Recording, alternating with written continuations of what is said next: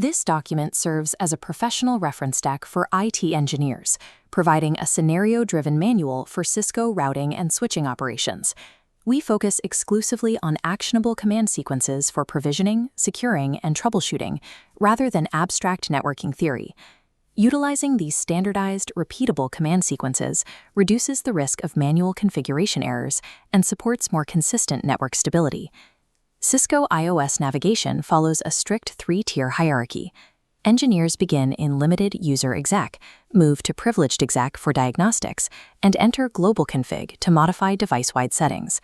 Committing tested changes to NVRM ensures they persist across reboots. If a configuration change causes an outage, reloading the device without saving allows you to discard the problematic code and restore the previous state. Interface configuration distinguishes between physical and logical links.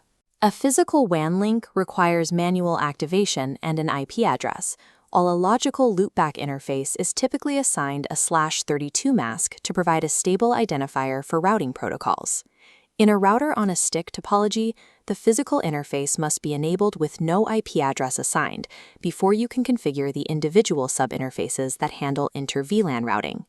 Systematic navigation prevents accidental lockouts, while standardized interface configurations provide the necessary baseline for all network traffic.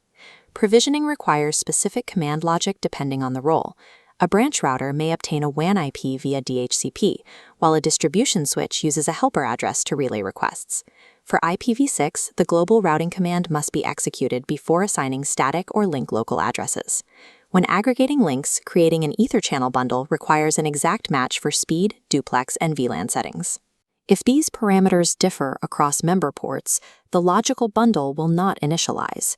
Security hardening begins immediately upon first access. This requires a specific operational order, set an encrypted secret, and enable password encryption before securing the console line, ensuring no plain text credentials are ever written to the configuration file. The remaining hardening tasks include deploying legal banners for liability protection, generating RSA keys to enable SSH, and applying documented access control lists to manage traffic. Integrating these security protocols during initial provisioning, rather than as a secondary phase, protects the infrastructure from the moment it is connected to the network. When a remote site loses connectivity, engineers use a three-step hierarchical flow to isolate the point of failure. The process begins by verifying the route to the remote subnet exists.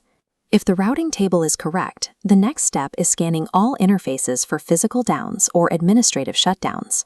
Finally, check Layer 2 adjacency using CDP to detect cabling issues or duplex mismatches. Proactive configurations such as SNMP traps and system logging provide the data needed to speed up this investigation.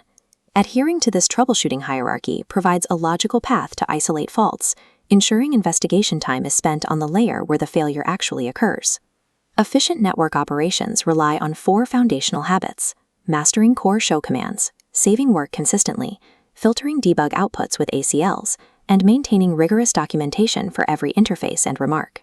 These habits inform a standard 5-command diagnostic sequence used when first accessing an unknown device: show version, show IP interface brief, show IP route, show running config, and show log. Executing these commands reveals the device identity, interface status, and recent system events, providing the immediate context needed to safely manage the hardware.